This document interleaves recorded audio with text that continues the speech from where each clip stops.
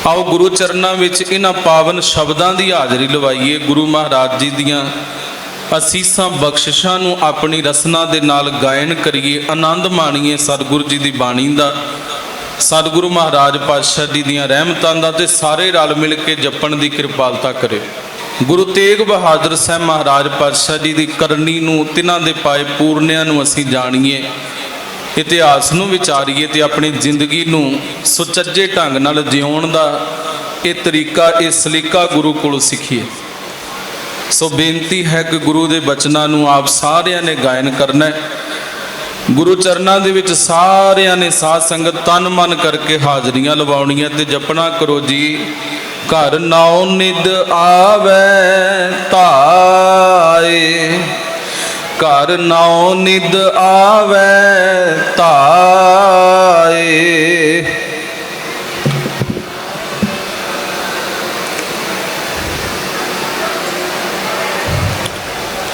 तेग बहादुर सिमरिया, तेग बहादुर सिमरिया,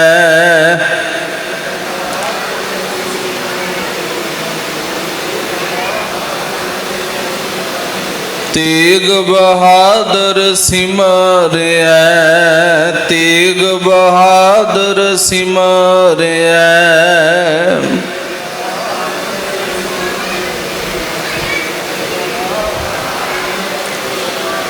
घर नौ निद आवे ताए, घर नौ निद आवे ताए,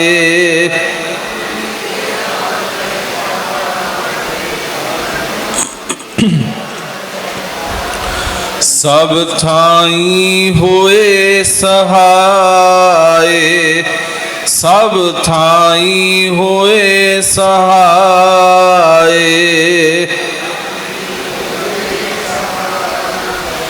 सब थाई होए। गुरु की बख्शी फतेह की सांझ पाउंदियां आखो जी वाहिगुरु जी का खालसा, वाहिगुरु जी की फतेह। अरदास विच आप साध संगत ये पावन शब्द हर रोज पढ़ते हो। तेग बहादुर सिमरिया, घर नाउ निद आवे ताए। जदों गुरु तेग बहादुर साहब महाराज पातशाह जी नूं सिमरांगे ते इस हिरदे रूपी घर दे विच ना साध संगत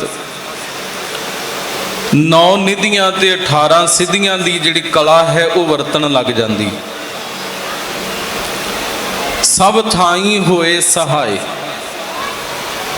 ते गुरु तेग बहादुर साहब महाराज पातशाह जी नूं याद करिए ते मेरे पातशाह जी, मेरे सतगुरु महाराज सब थावां ते अपने गुरसिखां सेवकां दे सहाई हो जाते हैं, सहाई बनते। क्योंकि बाणी दे बचन ने जिथे हर आराधी है तिथे हर मित सहाई। जिथे भी सतगुरु नूं आराधांगे, चेते करांगे ना साध संगत जी, उथे ही सतगुरु साहब महाराज मित्र बन के सहायता करते। अज इतिहास विचों यही पक्ष नूं असीं विचारन की कोशिश करनी कि गुरु महाराज पातशाह जी नूं जिन्हां ने सिमरिया, जिन्हां ने ध्याया, जिन्हां ने चेते कीता, ते गुरु महाराज पातशाह जी किवें सहाई होए हन। साध संगत इतिहास विच दोपहर के दीवाना विच विचारिया कि बचपन दे विच गुरु महाराज पातशाह जी ने जिहड़े कोतक कीते, आउण वाले भविख नूं उजागर किया। 4 सालां दी आयु विच अपने तन का लिबास उतार के नंगेज ढकिया। 13 साल की आयु दे विच करतारपुर की जंग दे विच सतगुरु जी ने जोर विखाए। तेग दे धनी बन के सतगुरु साहब महाराज पातशाह जी ने दुनिया के अंदर एक विलखण इतिहास रचिया। गुरु महाराज पातशाह जी का जीवन काल जदों साध संगत इस तो अगे बीतदा है, कीरतपुर साहब की पावन धरती ते आके सतगुरु गुरु हरगोबिंद साहब महाराज पातशाह जी वसेबा करते। इत्थे सतगुरु गुरु हरगोबिंद साहब महाराज ज्योति जोत समाए ते गुरु हर राय साहब महाराज पातशाह जी गुरता गद्दी ते सुभाएमान हुंदे। उस वक्त माता नानकी जी गुरु तेग बहादुर साहब महाराज पातशाह जी नूं बड़े प्यार बड़े सत्कार सहित बाबे बकाले की धरती ते भेजते हैं। कीरतपुर साहिब तो माता गुजरी जी दे नाल सतगुरु गुरु तेग बहादुर साहब महाराज पातशाह जी ने बकाले की धरती वाल चाले पाए। तो ख्याल करियो, इसे धरती तो जो रवाना होने लगे मेरे पातशाह गुरु तेग बहादुर साहब महाराज ते धन माता नानकी जी ने बड़ियां बेशकीमती 3 वस्तुआं गुरु तेग बहादुर साहब महाराज पातशाह जी नूं दित्तियां। सब तो पहली है पोथी साहिब, दूजी है एक रुमाल ते तीजी साध संगत एक कटार बख्शिश की। इतिहासकार ये भी लिखते कि जो रुमाल है वो धर्म की चादर बनया,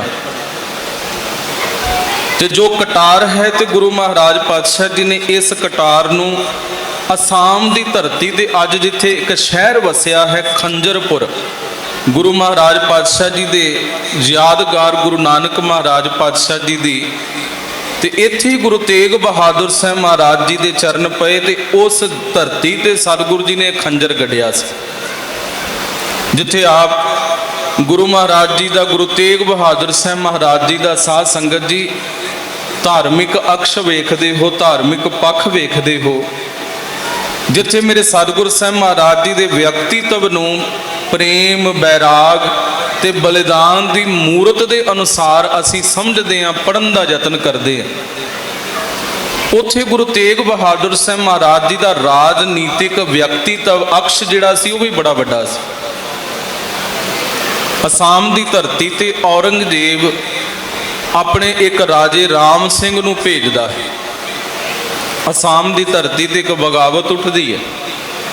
उस वक्त की हुकूमत के खिलाफ ब्रह्मा का राजा ब्रह्मध्वज जिहड़ा है ना साध संगत, वो बड़ी वड्डी फौज लैके ते जंग करन दी तैयारी कर रहा। औरंगजेब उस वक्त भारत का हाकम है, भारत का राजा है, तो ये नहीं चाहता कि कोई दूजा आके साडे इस देश दे विच किसी भी हिस्से दे विच राज कायम करे। ते औरंगजेब का सब तो नेड़े का राजा जिहड़ा ना साध संगत जी वो है राजा राम सिंह। ते राजा राम सिंह जी एक गुरु नानक महाराज पातशाह जी के दर घर नाल प्यार रखण वाला श्रद्धावान गुरु का प्यारा एक श्रद्धालु है। ते इस दे पिता हैं राजा जय सिंह जी, दिल्ली के रहने वाले, जिथे गुरु हरकृष्ण साहब महाराज जी ने राजा जय सिंह के बंगले दे विच कई दिन साध संगत चरण पा के ते इत्थे विराजे सन। इसे राजा जय सिंह का पुत्र है राजा राम सिंह।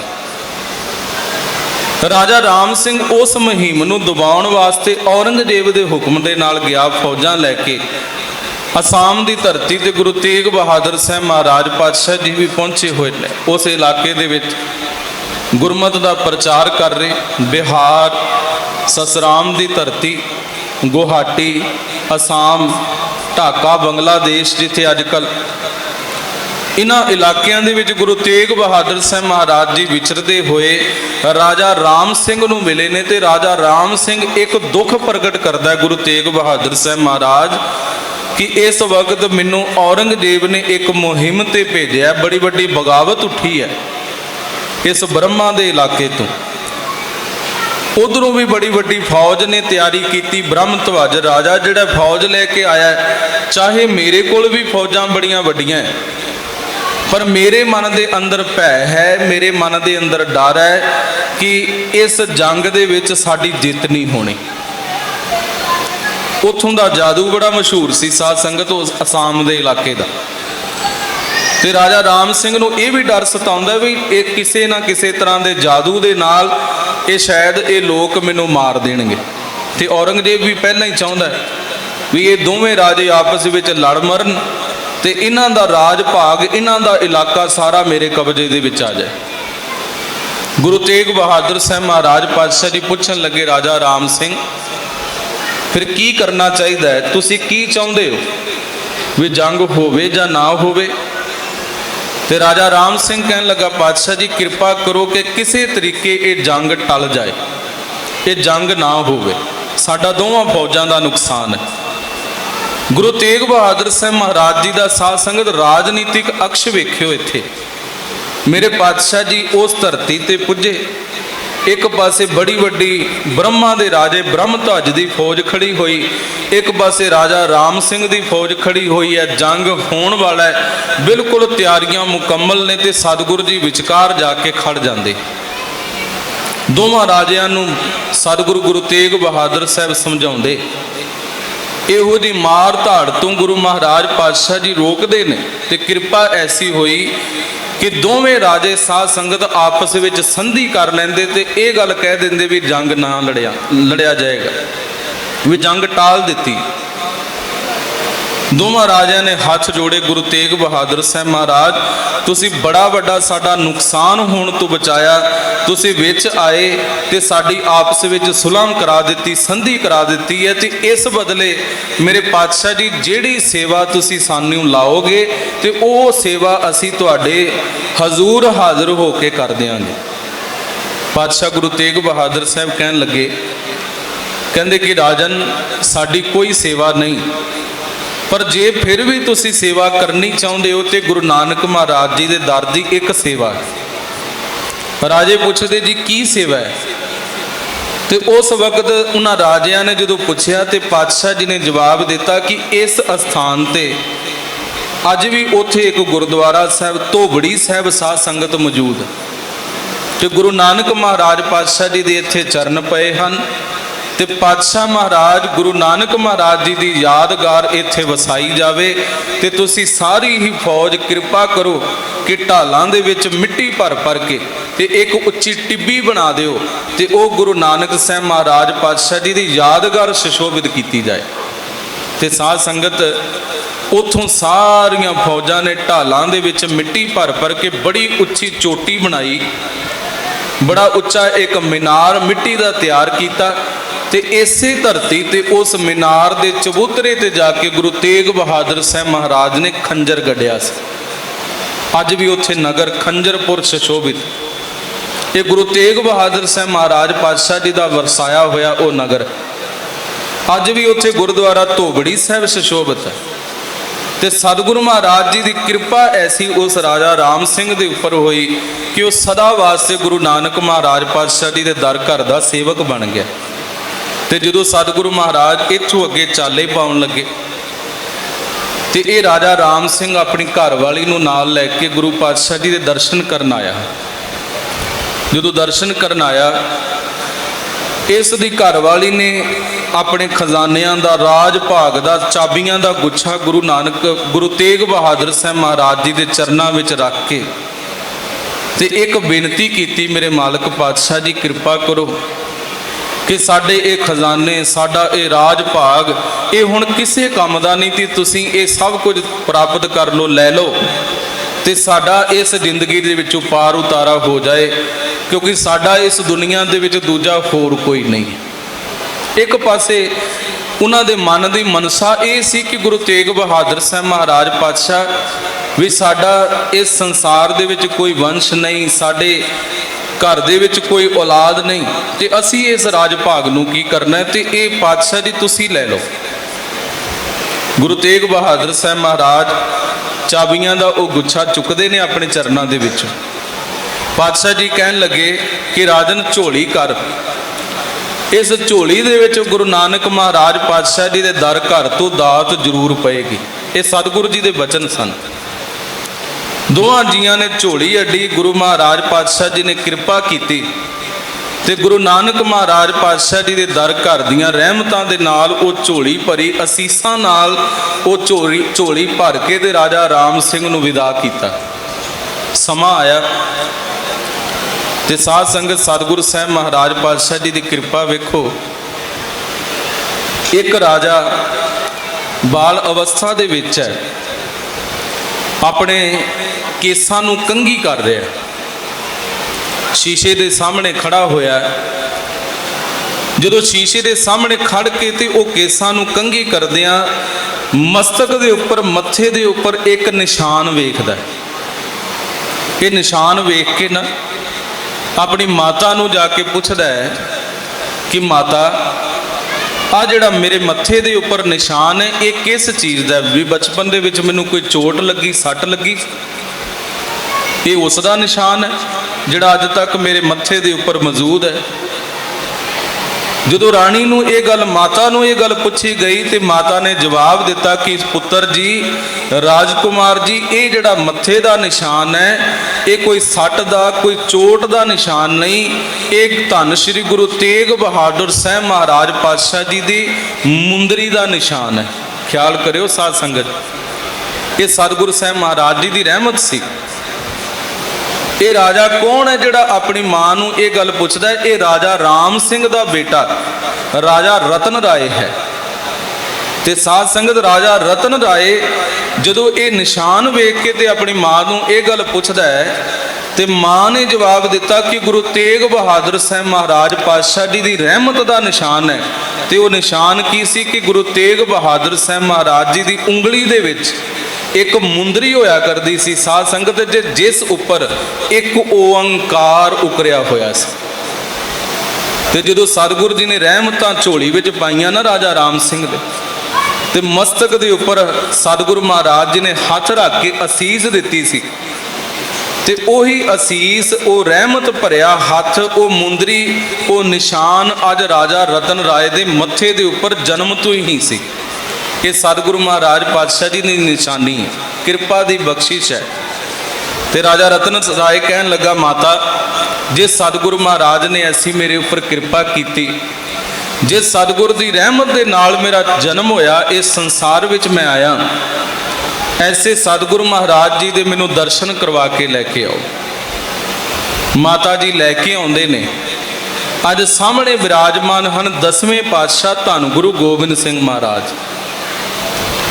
9वें पातशाह जी उस वक्त तक शहीद हो गए सन। मैं थोड़ा जा अगे का इतिहास भी जदों ये राजा राम सिंह नूं रहमत प्राप्त हुई उहदे घर दे विच ये राजा रतन राय ने जन्म लिया, ये गुरु तेग बहादुर साहब महाराज जी की बख्शिश सी।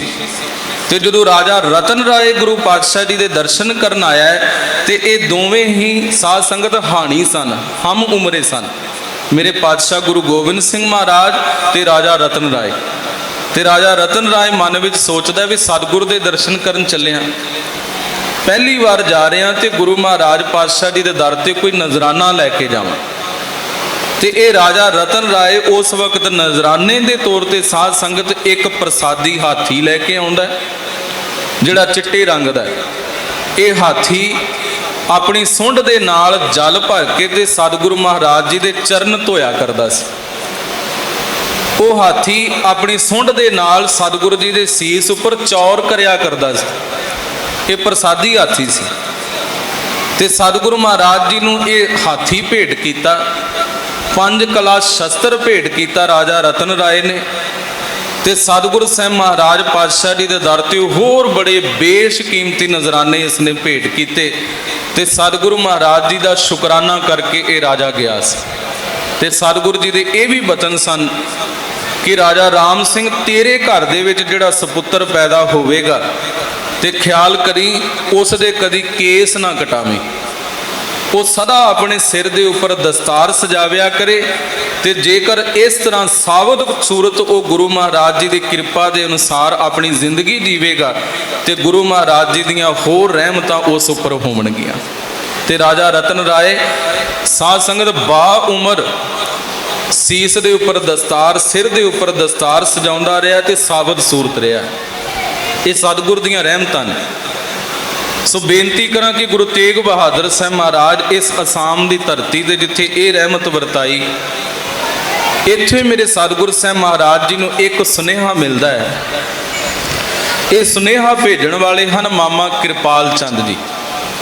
पटने की धरती तो सुनेहा आया कि सतगुरु साहब महाराज गुरु तेग बहादुर पातशाह जी आप जी के साहबजादे गोबिंद राय जी के खिलाफ कुछ शिकायत आईयां ते ये शिकायत भेजण वाला उस वक्त का हुक्मरान है, उथों का हाकम है पटने की धरती।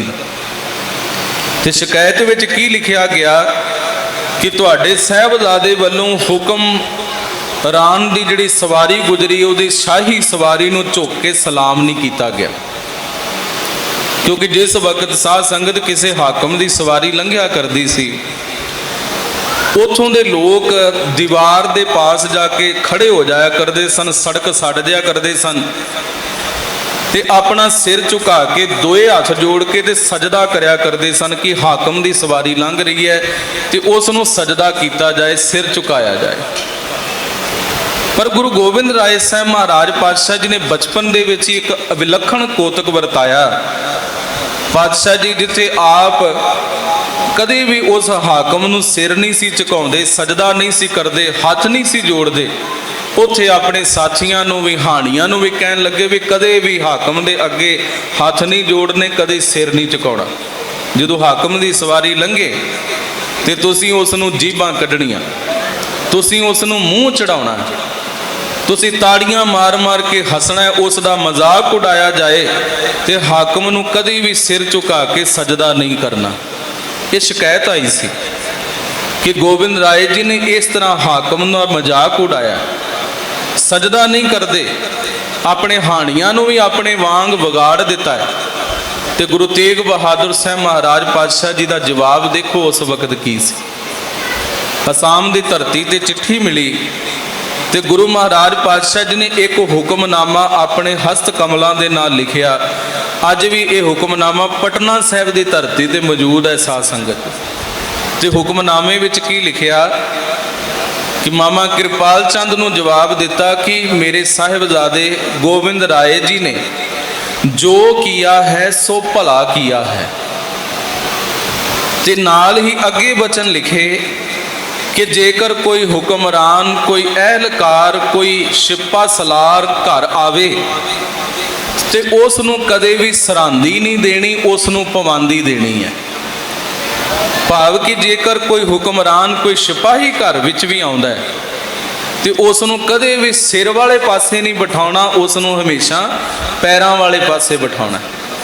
ये सतगुरु महाराज जी का एक बड़ा वड्डा ये पक्ष, मजबूती वाला पक्ष साध संगत ये हुक्मनामा पेश करता है। जे बाणी दे वचन हैं कि भै काहू को देत न भै मानत आन।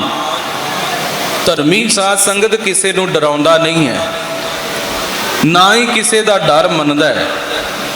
जेकर सतगुरु गुरु तेग बहादुर साहब महाराज पातशाह जी के ये वचन ने तो थोड़ा जिहा पिछोकड़ दे विच भी असीं जाके इतिहास नूं वेखीए तो धन गुरु नानक महाराज जदों वेई नदी तो बाहर आए, जदों दौलत खान लोधी की कचहरी दे विच सतगुरु महाराज नूं पेशी वास्ते बुलाया गया, उत्थे शामा पंडित उस वक्त का जिहड़ा हिंदू आगू है, उस वक्त का जिहड़ा मुखी काजी है, मौलवी है, उन्होंने दोनों ने यह दोष लाए कि गुरु नानक साहब महाराज पातशाह जी ये गल कह रहे ने, ना हम हिंदू ना मुसलमान। इत्थों ये गल साबित हो रही सी कि जिहड़ा हिंदू धर्म या मुसलमान धर्म है वो कुछ भी नहीं है इस दुनिया दे विच, जो उन्होंने दे बोल सन। सतगुरु जी के उपर ये दोष लाए गए, कचहरी दे विच बुलाया गया तो जो सतगुरु जी कचहरी दे विच दाखिल होंदे ने, प्रवेश करते हैं, आउंदियां सारी उस वक्त मौलवी जिहड़ा उत्थे खड़ा होया एक होर दोष ला दिंदा। ये दोष की लाया गया कि धन गुरु नानक साहब महाराज दौलत खान लोधी दी हाकम दी कचहरी दे विच आए ने।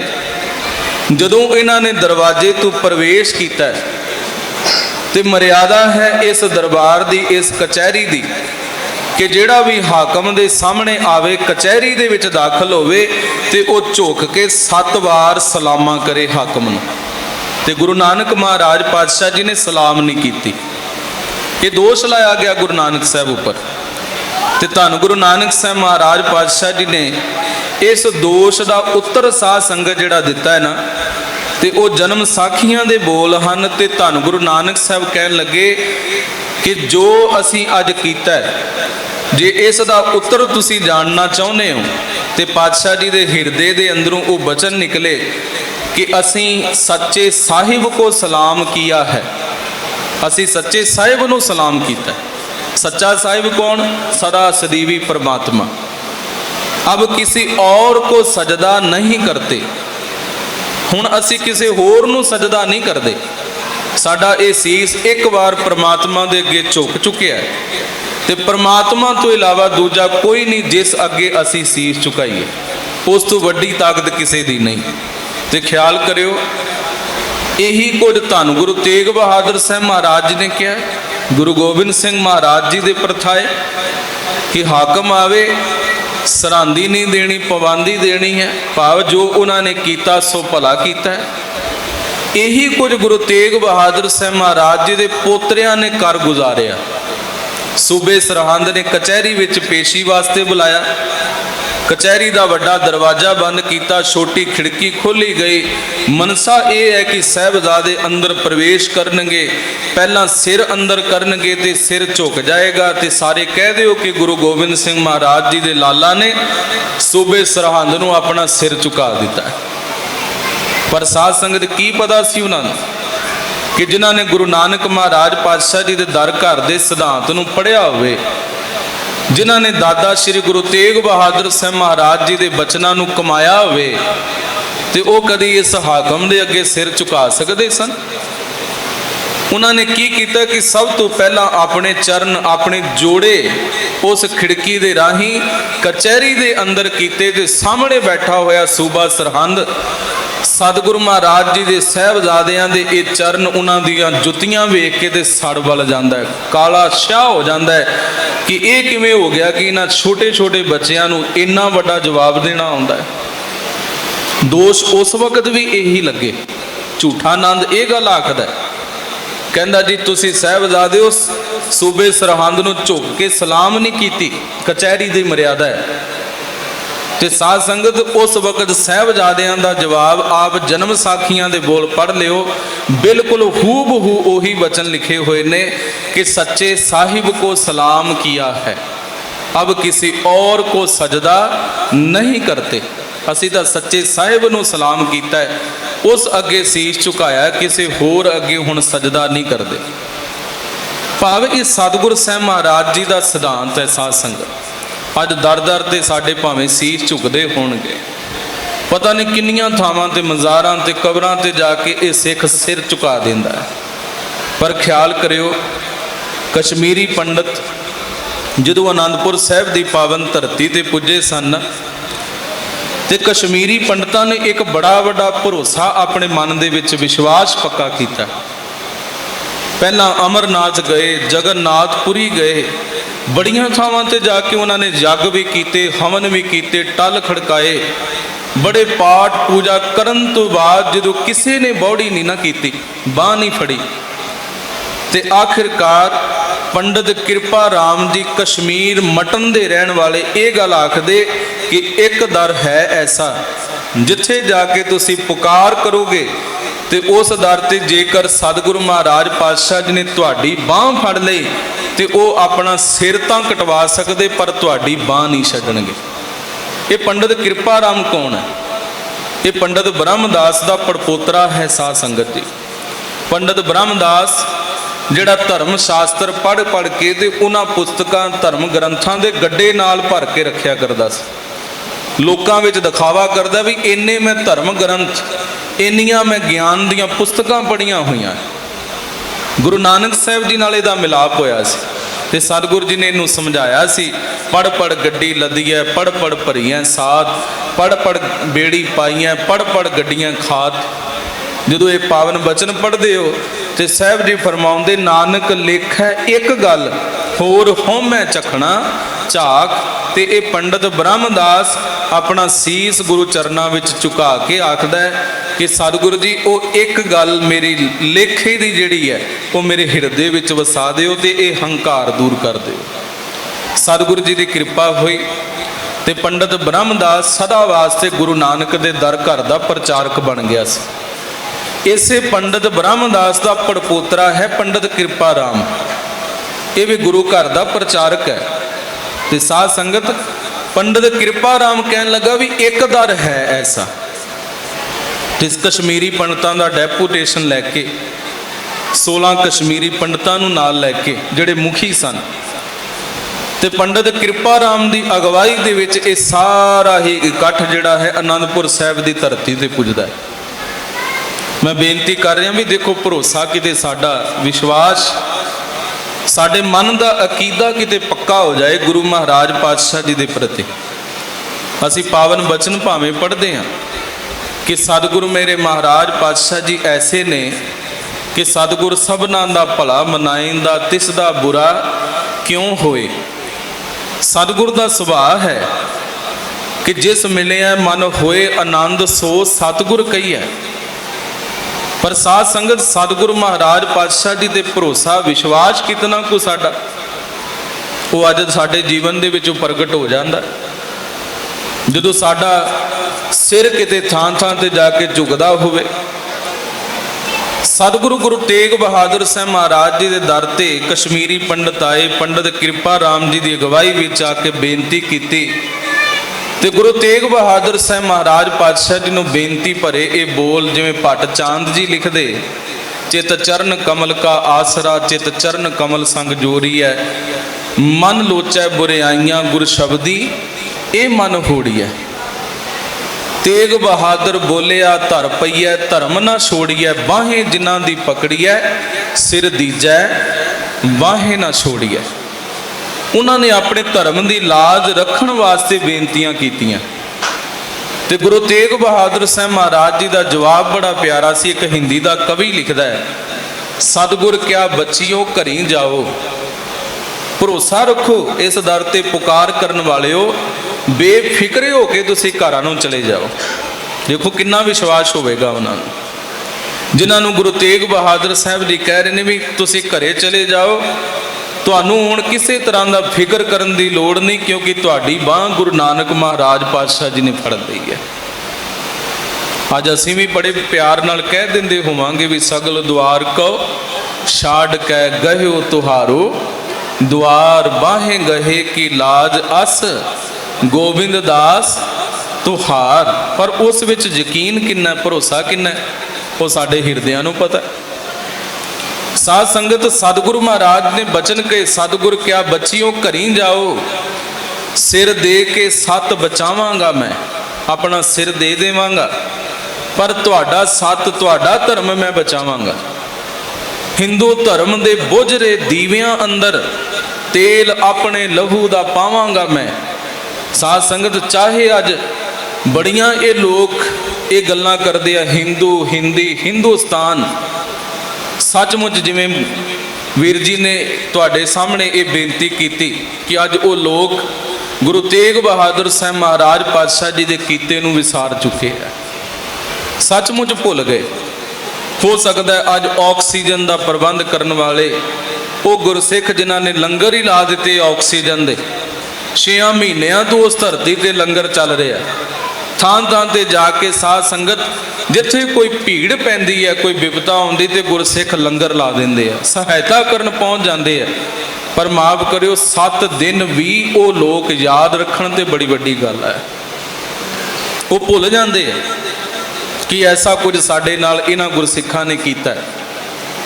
साध संगत उन्होंने सिर्फ यही कुछ चेता है। अज जो असीं वेखदे पे, जो गल्लां साडे सामने अज मीडिया विखाउंदा है, ਉਹਦੇ ਵਿੱਚ ਸਾਧ ਸੰਗਤ 100% ਝੂਠ ਤੇ ਜੋ ਸਚਾਈਆਂ ਉਹ ਪਿੱਛੇ ਛੁਪੀਆਂ ਰਹਿ ਜਾਂਦੀਆਂ। ਉਹਨਾਂ ਦੇ ਬਿਆਨ ਸਿਰਫ ਸਾਧ ਸੰਗਤ ਉਹ ਆਪਣੇ ਧਰਮ ਵਾਸਤੇ, ਆਪਣੀ ਕੱਟੜਤਾ ਨੂੰ ਦੁਨੀਆ ਵਿੱਚ ਜ਼ਾਹਰ ਕਰਨ ਵਾਸਤੇ ਹੁੰਦੇ ਆ। ਕਿਤੇ ਵੀ ਸਿੱਖ ਦੀ ਤਾਰੀਫ ਦਾ ਕੋਈ ਬਿਆਨ, ਕੋਈ ਬੋਲ ਤੁਸੀਂ ਮੀਡੀਆ ਵਿੱਚ ਨਹੀਂ ਸੁਣੋਗੇ, ਬਹੁਤ ਘੱਟ ਹੈ ਜਿਹੜੇ ਸੱਚੀ ਗੱਲ, ਸੱਚੀ ਖਬਰ ਦੁਨੀਆ ਤੱਕ ਪਹੁੰਚਾਉਣ ਵਾਲੇ ਹੋਣਗੇ। ਮੈਂ ਬੇਨਤੀ ਕਰਾਂ, उस हिंदी के कवि ने गुरु तेग बहादुर साहब जी के मुखारबिंद के जिमें असली बोल कहे कि गुरु तेग बहादुर साहब जी ने बचन किया, हिंदू धर्म के बुझ रहे दीवियां अंदर तेल अपने लहू का पावांगा मैं, पाया देश दियां जड़ां अंदर खून अपना, भारत वर्ष का बाग तां फल रहा है। अज भारत वर्ष, अज ये सुखी सांदी जे दुनिया ये वसदी है, भारत के लोग वसदे ते गुरु तेग बहादुर साहब महाराज जी की बदौलत है। साध संगत अज भी देख लो हिंदू मंदिरां अंदर तेल गुरु तेग बहादुर दे खून का बल रहा है। वो कवि कहंदा अज जे जोतां जगदियां, दीवे जगदे ते उस विच तेल नहीं, उस विच गुरु तेग बहादुर साहब महाराज जी का खून बलदा पिया। क्योंकि पातशाह जी की कुर्बानी लासानी है साध संगत, तुसी कोई उस दे बराबर की उदाहरण दुनिया दे विच पेश नहीं कर सकते, बयान करना ही मुश्किल है। भरोसा रखण वालियां ने औरंगजेब तक सुनेहा पहुँचा दिता कि साडा आगू साडी बौड़ी करन वाले गुरु तेग बहादुर साहब महाराज, जे गुरु तेग बहादुर साहब पातशाह जी मुसलमान बन जाणगे ते असीं सारे ही हिंदू मुसलमान बनन नूं राजी हां। पर होया नहीं इंज। तिलक जंजू राखा प्रभ ताका, कीनो बडो कलू मह साका, साधन हेत इति जिन करी सीस दिया, पर सी ना उचरी। सतगुरु महाराज जी ने सीस तो वार दिता है, पर धर्म की लाज तिलक जंजू के रखवाले गुरु तेग बहादुर साहब महाराज जी बन गए। सतगुरु महाराज पातशाह जिथे साध संगत सहाई हुए ने उन्होंने कश्मीरी पंडितों के हिंदू धर्म के, ते जिथे प्यार वालियां ने गुरु तेग बहादुर साहब महाराज पातशाह जी को किते चेते किया, याद किया, मेरे पातशाह जी ने उन्होंने भी बांह पकड़ी, उन्होंने भी बौड़ी की। मक्खण शाह लुबाणा का बेड़ा डुब रहा। मक्खण शाह लुबाणा जिहड़ा लुबाणा शब्द है ना साध संगत, ये अर्थ महान कोश दे विच लूण दा बाणीआ, लूण का व्यापार करने वाला। तो ख्याल करियो भाई मक्खण शाह लुबाणा जी दे 400 बेड़े चलते सन उस वक्त, 400 समुद्री जहाज ਜਿਹੜੇ हवा नाल ਚੱਲਿਆ ਕਰਦੇ, ਅੱਜ ਦੀਆਂ ਛਿਪਾਂ ਵਾਂਗ नहीं। ਤੇ ਇਤਿਹਾਸ ਇਸ ਗੱਲ ਦੀ ਵੀ ਗਵਾਹੀ ਭਰਦਾ, ਅੱਜ ਵੀ ਜਦੋਂ ਪਿਛੋਕੜ ਦੇ ਵਿੱਚ ਝਾਤ ਮਾਰੋਗੇ ਨਾ ਸਾਧ ਸੰਗਤ, ਭਾਈ ਮੱਖਣ ਸ਼ਾਹ ਲੁਬਾਣਾ ਜੀ ਦਾ ਵਪਾਰ ਜਿਹੜਾ ਹੈ ਨਾ ਉਹ ਕੀਨੀਆ ਸਾਊਥ ਅਫਰੀਕਾ ਤੱਕ ਹੋਇਆ ਕਰਦਾ ਸੀ ਉਹਨਾਂ ਦਿਨਾਂ ਦੇ ਵਿੱਚ। ਕਿਉਂਕਿ ਜਿਹੜਾ ਲੂਣ, ਜਿਸ ਲੂਣ ਦਾ ਵਪਾਰ ਭਾਈ ਮੱਖਣ ਸ਼ਾਹ ਲੁਬਾਣਾ ਜੀ ਕਰਿਆ ਕਰਦੇ ਸਨ, ਤੇ ਇਹ ਲੂਣ ਕੋਈ ਆਮ ਅੱਜ ਦਾ ਸਮੁੰਦਰੀ ਲੂਣ ਨਹੀਂ ਸੀ ਜਿਹੜਾ ਅਸੀਂ ਖਾਣ ਵਾਸਤੇ ਵਰਤਦੇ। ਇਹ ਲੂਣ ਸੀ ਜਿਹੜਾ ਖਾਣਾ ਦੇ ਵਿੱਚੋਂ ਨਿਕਲਿਆ ਕਰਦਾ ਸੀ, ਜਿਸ ਨੂੰ ਅਸੀਂ ਪਾਕਿਸਤਾਨੀ ਲੂਣ ਵੀ ਆਖਦੇ।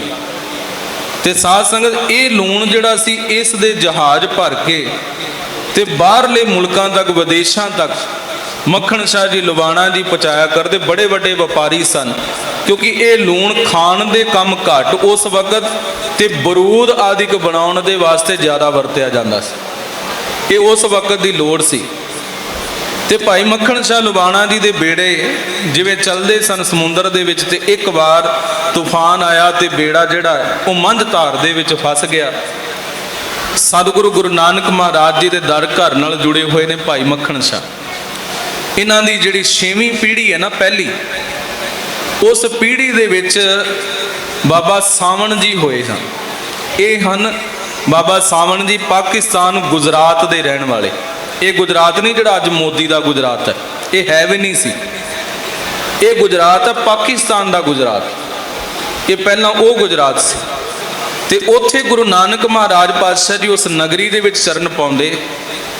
ਇੱਕ ਘਰ ਵੇਖਦੇ ਤੇ ਘਰ ਦੇ ਉੱਪਰ 4 ਝੰਡੇ ਝੂਲਦੇ ਹੁੰਦੇ ਸੀ। ਪਾਤਸ਼ਾਹ ਜੀ ਭਾਈ ਮਰਦਾਨਾ ਜੀ ਨੂੰ ਕਹਿਣ ਲੱਗੇ, ਮਰਦਾਨਾ ਜੀ ਆ ਜਿਸ ਘਰ ਦੇ ਉੱਪਰ, ਜਿਸ ਬਨੇਰੇ ਦੇ ਉੱਪਰ 4 ਝੰਡੇ ਝੂਲਦੇ ਪਏ ਨੇ, ਜਾਓ ਪਤਾ ਕਰੋ ਜੀ ਇਹ ਕਿਸ ਦਾ ਘਰ ਹੈ। ਪਿੰਡ ਵਿੱਚ ਸਿਰਫ ਇੱਕੋ ਹੀ ਘਰ, ਜਿਸ ਘਰ ਦੇ ਉੱਪਰ 4 ਝੰਡੇ ਝੂਲਦੇ ਸਨ। ਝੰਡੇ ਝੂਲਣ ਦਾ ਮਤਲਬ ਇਹ ਸੀ ਕਿ ਜਿਸ ਦੇ ਘਰ ਦੇ ਵਿੱਚ ਨਾ ਸਾਧ ਸੰਗਤ ਉਸ ਵਕਤ ਦੀ ਕਰੰਸੀ ਦੇ ਅਨੁਸਾਰ 1 ਲੱਖ ਰੁਪਈਆ ਉਹ ਇੱਕ ਝੰਡਾ ਚਲਾਉਂਦਾ ਹੈ। 2 ਲੱਖ ਵਾਲਾ 2, 3 ਲੱਖ ਵਾਲਾ 3 ਤੇ 4 ਲੱਖ ਵਾਲਾ 4 ਝੰਡੇ ਝੁਲਾ ਕੇ ਬੈਠਾ। ਆਮ ਕਰਕੇ ਅੱਜ ਵੀ ਆਪਾਂ ਆਮ ਬੋਲੀ ਵਿੱਚ ਇਹ ਗੱਲ ਆਖਿਆ ਕਰਦੇ ਆ, ਕਹਿੰਦੇ ਵੀ ਤੂੰ ਦੱਸ ਵੀ ਤੇਰੇ ਕੋਲ ਕੀ ਹੈ, ਤੇ ਸਾਹਮਣੇ ਵਾਲਾ ਕਹਿ ਦਿੰਦਾ, ਕਹਿੰਦਾ ਤੇਰੇ ਕਿਹੜਾ ਝੰਡੇ ਝੂਲਦੇ ਆ। ਇਹ ਆਮ ਬੋਲੀ ਦੇ ਲਫ਼ਜ਼ ਸਨ, ਸਾਧ ਸੰਗਤ ਦੇ ਬੋਲ ਸਨ। ਸਾਡੇ ਝੰਡੇ ਝੂਲਿਆ ਕਰਦੇ ਸਨ, ਜਿਨ੍ਹਾਂ ਦੇ ਪਾਸ 1 ਲੱਖ ਸੋਨੇ ਦੀਆਂ ਮੋਹਰਾਂ ਉਸ ਵਕਤ ਦੀ ਕਰੰਸੀ ਸੀ। ਬਾਬਾ ਸਾਵਣ ਜੀ ਜਿਨ੍ਹਾਂ ਦੇ ਘਰ ਦੇ ਬਨੇਰੇ ਦੇ ਉੱਪਰ 4 ਝੰਡੇ ਝੂਲਦੇ, ਤੇ ਭਾਈ ਮਰਦਾਨਾ ਜੀ ਨੇ ਆਣ ਕੇ ਦੱਸਿਆ, ਸਤਿਗੁਰੂ ਜੀ ਇੱਕ ਸਾਵਣ ਮੱਲ ਦਾ ਨਾਮ ਦਾ ਵਪਾਰੀ ਰਹਿੰਦਾ ਤੇ ਜਿਸ ਦੇ ਕੋਲ ਇੰਨਾ ਧਨ ਹੈ। ਉਸ ਨੂੰ ਦੱਸਿਆ ਗਿਆ ਕਿ ਗੁਰੂ ਨਾਨਕ ਮਹਾਰਾਜ ਤੇਰੀ ਨਗਰੀ ਦੇ ਵਿੱਚ ਆਏ ਨੇ। ਸਾਵਣ ਮੱਲ ਜੀ ਨੇ ਸੇਵਾ ਕੀਤੀ। 3 ਦਿਨ ਤੱਕ ਸਤਿਗੁਰੂ ਮਹਾਰਾਜ ਜੀ ਦੀ ਖਿਦਮਤ ਦੇ ਵਿੱਚ ਹਾਜ਼ਰ ਰਿਹਾ, ਬਾਣੀ ਪੜ੍ਹੀ, ਬਾਣੀ ਨਾਮ ਸਿਮਰਨ ਦੇ ਵਿੱਚ ਜੁੜਿਆ। ਤੇ ਤੀਜੇ ਦਿਨ ਜਦੋਂ ਗੁਰੂ ਨਾਨਕ ਮਹਾਰਾਜ ਪਾਤਸ਼ਾਹ ਇੱਥੋਂ ਚਾਲੇ ਪਾਉਣ ਲੱਗੇ ਤੇ ਸਾਵਣ ਜੀ ਆਖਣ ਲੱਗੇ, ਕਹਿੰਦੇ ਗੁਰੂ ਨਾਨਕ ਮਹਾਰਾਜ ਕਿਰਪਾ ਕਰੋ, ਜਾਂ ਸਦਾ ਵਾਸਤੇ ਮੇਰੇ ਪਾਸ ਰਹਿ ਜਾਓ ਤੇ ਜਾਂ ਸਦਾ ਵਾਸਤੇ ਮੈਨੂੰ ਆਪਣੇ ਨਾਲ ਹੀ ਲੈ ਜਾਓ। ਧਨ ਦੌਲਤ ਸਭ ਕੁਝ ਤਿਆਗ ਕੇ ਤੇ ਇਹ ਬੇਨਤੀ ਕਰਦਾ। ਤੇ ਗੁਰੂ ਨਾਨਕ ਮਹਾਰਾਜ ਨੇ ਉੱਥੇ ਅਸੀਸ ਬਖਸ਼ੀ ਹੈ। ਪਾਤਸ਼ਾਹ ਜੀ ਕਹਿਣ ਲੱਗੇ, ਬਾਬਾ ਸਾਵਣ ਜੀ, ਨਾ ਤਾਂ ਤੁਸੀਂ ਸਾਡੇ ਨਾਲ ਜਾਣਾ ਤੇ ਨਾ ਹੀ ਅਸੀਂ ਤੁਹਾਡੇ ਨਾਲ ਸਦਾ ਵਾਸਤੇ ਰਹਿਣਾ। ਪਾਤਸ਼ਾਹ ਜੀ ਕਹਿਣ ਲੱਗੇ, ਪਰ ਤੁਸੀਂ, ਤੁਹਾਡੀ ਵੰਸ਼, ਤੁਹਾਡੀਆਂ ਆਉਣ ਵਾਲੀਆਂ ਪੀੜ੍ਹੀਆਂ ਗੁਰੂ ਨਾਨਕ ਮਹਾਰਾਜ ਜੀ ਦੇ ਦਰ ਘਰ ਨਾਲ ਜ਼ਰੂਰ ਜੁੜ ਜਾਣਗੀਆਂ। ਉਸੇ ਬਾਬਾ ਸਾਵਣ ਜੀ ਦੀ 6ਵੀਂ ਪੀੜ੍ਹੀ ਦੇ ਵਿੱਚੋਂ ਨੇ ਸਾਧ ਸੰਗਤ ਬਾਬਾ ਮੱਖਣ ਸ਼ਾਹ ਲੁਬਾਣਾ ਜੀ। ਗੁਰੂ ਨਾਨਕ ਮਹਾਰਾਜ ਜੀ ਦੀਆਂ ਰਹਿਮਤਾਂ ਉਸ ਪਰਿਵਾਰ ਦੇ ਉੱਪਰ। ਤੇ ਭਾਈ ਮੱਖਣ ਸ਼ਾਹ ਜੀ ਨੇ ਬੇਨਤੀ ਕੀਤੀ, ਮੱਝ ਧਾਰ ਵਿੱਚ ਬੇੜਾ ਡੁੱਬ ਰਿਹਾ, ਜਹਾਜ਼ ਡੁੱਬ ਰਿਹਾ। ਬੇਨਤੀਆਂ ਗੁਰੂ ਨਾਨਕ ਮਹਾਰਾਜ ਜੀ ਦੇ ਦਰ ਘਰ ਵਿਖੇ, ਸਤਿਗੁਰੂ ਜੀ ਕਿਰਪਾ ਕਰੋ, ਤੂੰ ਠਾਕੁਰ ਤੁਮ ਪੈ ਅਰਦਾਸ, ਜੀਓ ਪਿੰਡ ਸਭ ਤੇਰੀ ਰਾਸ, ਤੁਮ ਮਾਤ ਪਿਤਾ ਹਮ ਬਾਰਿਕ ਤੇਰੇ, ਤੁਮਰੀ ਕਿਰਪਾ ਮੈਂ ਸੂਖ ਕਨੇਰੇ। ਸਤਿਗੁਰੂ ਜੀ ਕਿਰਪਾ ਕਰੋ, ਜੇਤਾ ਸਮੁੰਦ ਸਾਗਰ ਨੀਰ ਭਰਿਆ, ਤੇਤੇ ਔਗੁਣ ਹਮਾਰੇ, ਦਇਆ ਕਰੋ ਕਿਛ ਮੇਰ ਉਪਾਵੋ, ਡੁੱਬਦੇ ਪੱਥਰ ਤਾਰੇ।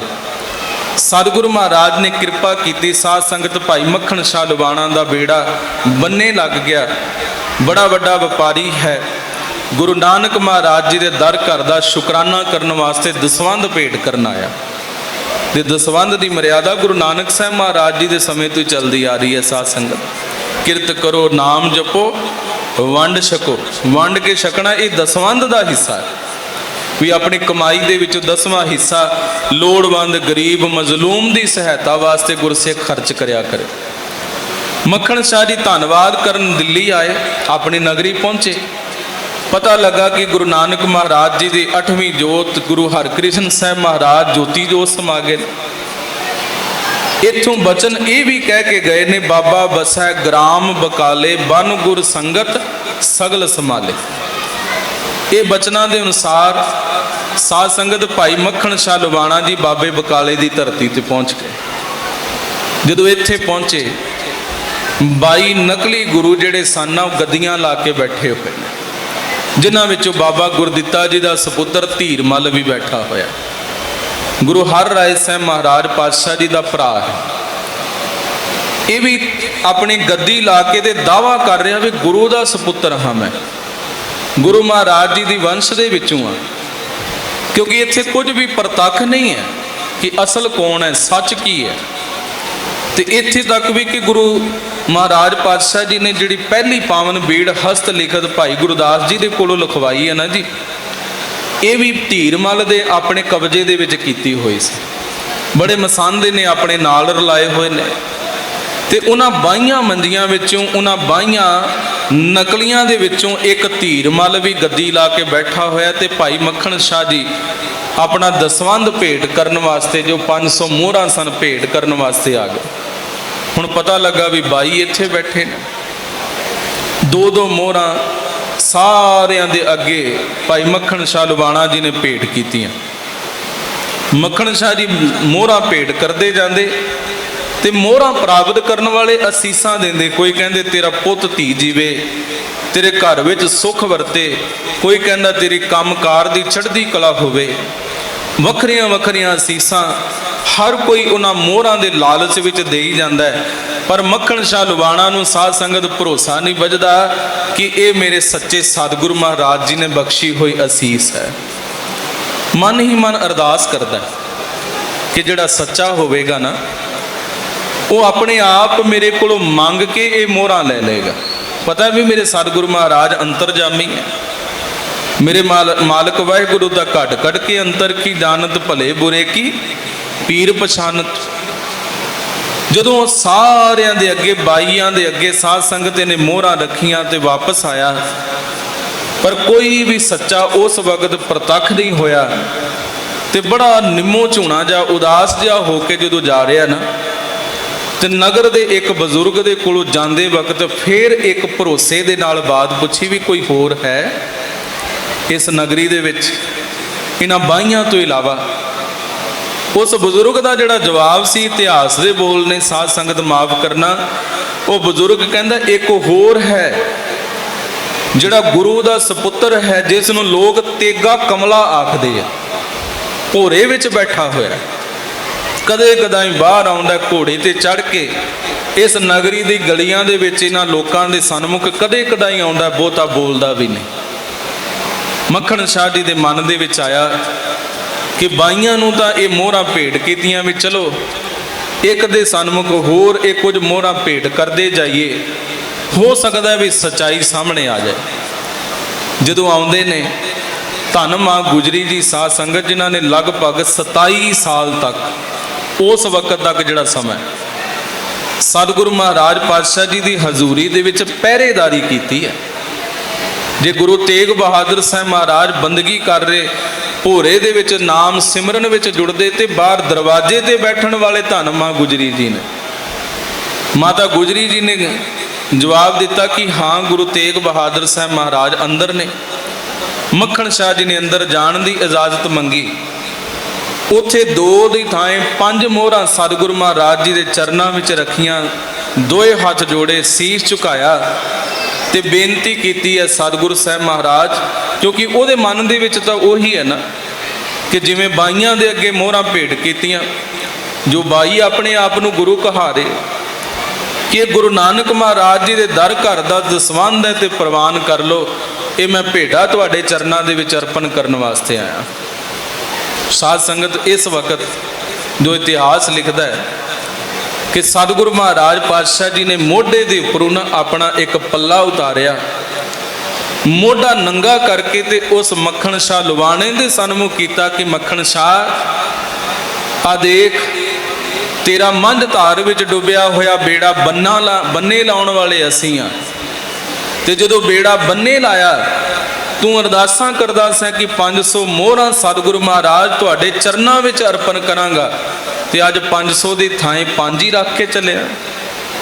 ਮੱਖਣ ਸ਼ਾਹ ਲਵਾਣਾ ਘੁੱਟ ਕੇ ਸਤਿਗੁਰੂ ਮਹਾਰਾਜ ਜੀ ਦੇ ਚਰਨਾਂ ਨੂੰ ਫੜ ਲੈਂਦਾ। ਅੱਜ ਪ੍ਰਤੱਖ ਹੋ ਜਾਂਦਾ ਵੀ ਸੱਚਾ ਮੇਰੇ ਪਾਤਸ਼ਾਹ ਧੰਨ ਗੁਰੂ ਤੇਗ ਬਹਾਦਰ ਸਾਹਿਬ ਮਹਾਰਾਜ, ਗੁਰੂ ਨਾਨਕ ਮਹਾਰਾਜ ਪਾਤਸ਼ਾਹ ਜੀ ਦੀ 9ਵੀਂ ਜੋਤ ਇਹੀ ਹਨ। ਜਾਰੋ ਜਾਰ ਅੱਖਾਂ ਦੇ ਵਿੱਚੋਂ ਹੰਝੂ ਵੀ ਵਹਿੰਦੇ, ਬਾਹਰ ਮੰਜੀਆਂ ਲਾਈ ਬੈਠੇ, ਬਾਹਰ ਆਪਣੇ ਆਪ ਨੂੰ ਬਾਈ ਉਹ ਜਿਹੜੇ ਗੁਰੂ ਅਖਵਾਉਂਦੇ ਪਏ, ਉਹਨਾਂ ਦੀ ਅਸਲੀਅਤ ਵੀ ਦੱਸੀ ਹੈ। ਤੇ ਇਹ ਵੀ ਆਖਿਆ ਸਤਿਗੁਰੂ ਮਹਾਰਾਜ ਆਪ ਆਪਣੇ ਆਪ ਨੂੰ ਛੁਪਾਈ ਕਿਉਂ ਬੈਠੇ। ਪਰ ਗੁਰੂ ਤੇਗ ਬਹਾਦਰ ਸਾਹਿਬ ਜੀ ਆਖਣ ਲੱਗੇ, ਮੱਖਣ ਸ਼ਾਹ, ਇਸ ਗੱਲ ਨੂੰ ਸੰਸਾਰ ਦੇ ਵਿੱਚ ਪ੍ਰਤੱਖ ਨਾ ਕਰੀ, ਪ੍ਰਗਟ ਨਾ ਕਰੀ, ਇਹ ਇਸੇ ਤਰ੍ਹਾਂ ਛੁਪੀ ਰਹਿਣ ਦੇ, ਸਮਾਂ ਆਵੇਗਾ ਆਪਣੇ ਆਪ ਪ੍ਰਗਟ ਹੋ ਜਾਵਾਂਗੇ। ਪਰ ਭਾਈ ਮੱਖਣ ਸ਼ਾਹ ਲੁਬਾਣਾ ਜੀ, ਕਿਉਂਕਿ ਸੱਚਾ ਗੁਰਸਿੱਖ ਕਿੱਥੇ ਚਾਹੁੰਦਾ ਹੈ ਕਿ ਸੱਚਾਈ ਸਾਹਮਣੇ ਨਾ ਆਵੇ। ਝੂਠ ਦੇ ਉੱਪਰ ਸਾਧ ਸੰਗਤ ਅਨੇਕਾਂ ਪਰਦੇ ਪਾ ਕੇ ਤੇ ਉਸ ਨੂੰ ਸੱਚ ਸਾਬਤ ਕਰਨ ਦੀ ਕੋਸ਼ਿਸ਼ ਕਰੋ, ਪਰ ਸਾਧ ਸੰਗਤ ਸੂਰਜ ਨੂੰ ਕਦੇ ਵੀ ਅਸੀਂ ਪਰਦੇ ਪਾ ਕੇ ਕਦੇ ਢੱਕ ਨਹੀਂ ਸਕਦੇ, ਉਸ ਦੀ ਰੋਸ਼ਨੀ ਉਜਾਗਰ ਹੋ ਜਾਂਦੀ ਹੈ ਦੁਨੀਆ ਦੇ ਵਿੱਚ। ਮੱਖਣ ਸ਼ਾਹ ਲੁਬਾਣਾ ਉਸ ਵਕਤ ਸਤਿਗੁਰੂ ਮਹਾਰਾਜ ਜੀ ਦੇ ਕੋਲੋਂ ਅੱਬੜਦਾ ਹੀ ਬਾਹਰ ਨੂੰ ਦੌੜਦਾ ਸੱਚਾਈ ਦੱਸਣ ਵਾਸਤੇ। ਗੁਰੂ ਮਹਾਰਾਜ ਆਵਾਜ਼ ਮਾਰ ਕੇ ਰੋਕਦੇ ਵੀ ਨੇ, ਪਰ ਅੱਜ ਮੱਖਣ ਸ਼ਾਹ ਦੱਸਣਾ ਚਾਹੁੰਦਾ ਹੈ, ਦੁਨੀਆ ਦੇ ਲੋਕੋ, ਜਿਨ੍ਹਾਂ ਪਿੱਛੇ ਤੁਸੀਂ ਲੱਗੇ ਹੋ ਉਹ ਝੂਠੇ ਨੇ, ਤੇ ਜਿਹੜੇ ਸੱਚੇ ਹਨ ਉਹ ਤਾਂ ਇੱਥੇ ਇੱਕ ਪਾਸੇ ਆਪਣੇ ਆਪ ਨੂੰ ਛੁਪਾ ਕੇ ਬੈਠੇ ਹੋਏ। ਕੋਠੇ ਚੜ ਜਾਂਦੇ ਭਾਈ ਮੱਖਣ ਸ਼ਾਹ ਲੁਬਾਣਾ ਜੀ, ਆਪਣਾ ਪੱਲਾ ਫੇਰ ਕੇ ਤੇ ਉੱਚੀ ਆਵਾਜ਼ ਵਿੱਚ ਦੁਨੀਆ ਨੂੰ ਆਖਦੇ, ਲੋਕੋ ਗੁਰੂ ਲਾਧੋ ਰੇ, ਗੁਰੂ ਲਾਧੋ ਰੇ, ਗੁਰੂ ਲਾਧੋ ਰੇ, ਗੁਰੂ ਲਾਧੋ ਰੇ। ਉੱਚੀ ਆਵਾਜ਼ ਵਿੱਚ ਜਦੋਂ ਇਹੋ ਜਿਹਾ ਹੋਕਾ ਦਿੱਤਾ ਨਾ, ਤੇ ਸਾਰੀ ਸੰਗਤ ਅੱਜ ਇਕੱਠੀ ਹੋ ਕੇ ਆ ਗਈ ਹੈ।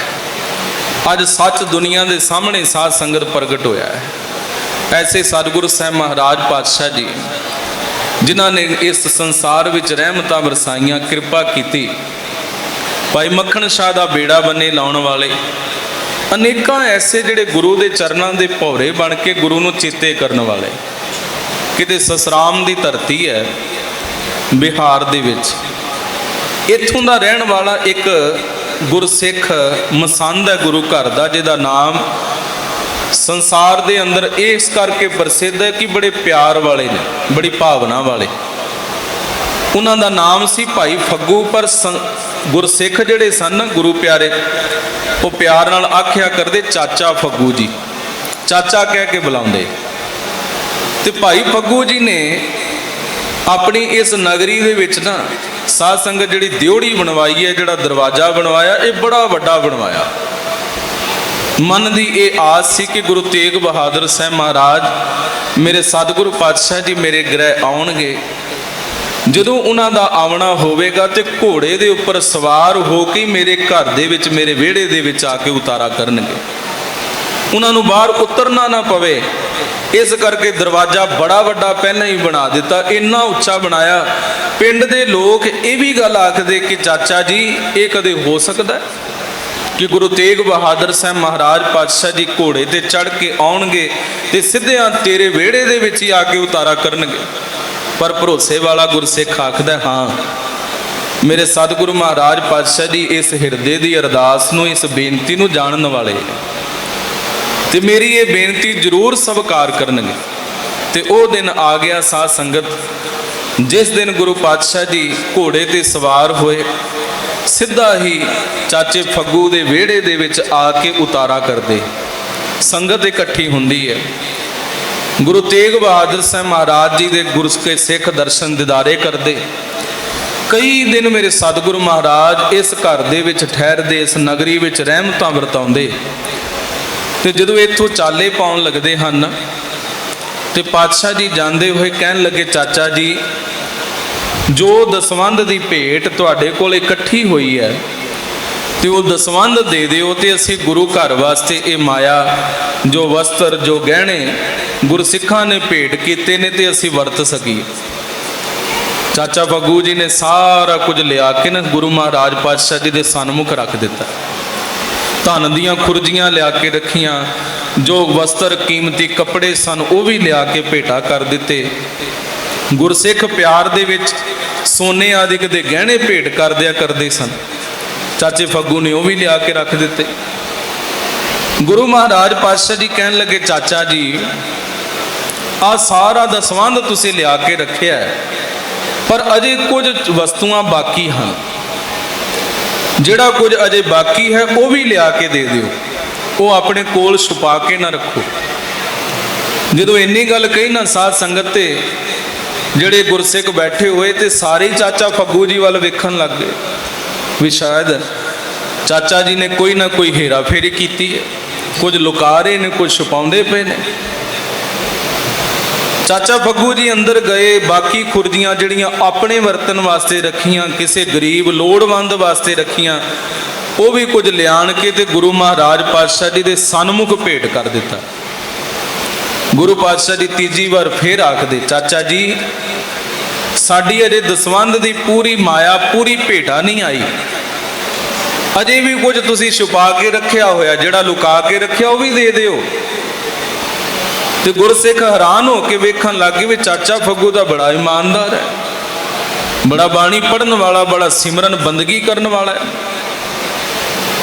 पर चाचा फग्गू हाथ जोड़ के आखदा, सतगुरु महाराज होर कुछ भी बाकी नहीं है, पर एक चीज साध संगत बाकी है। ख्याल करियो, गुरु के चरणों में जुड़े होया गुरसिखां दा सुभाव कैसा है, सेवा भावना वालियां दा वो हिरदा कैसा है, परोपकारी हृदय दे विच जीवन जीउण वाले साध संगत गुरसिख किवें इस दुनिया दे अंदर सरबत दा भला मंगदे होए गुरु घर दीयां सीसां वंडदे हन।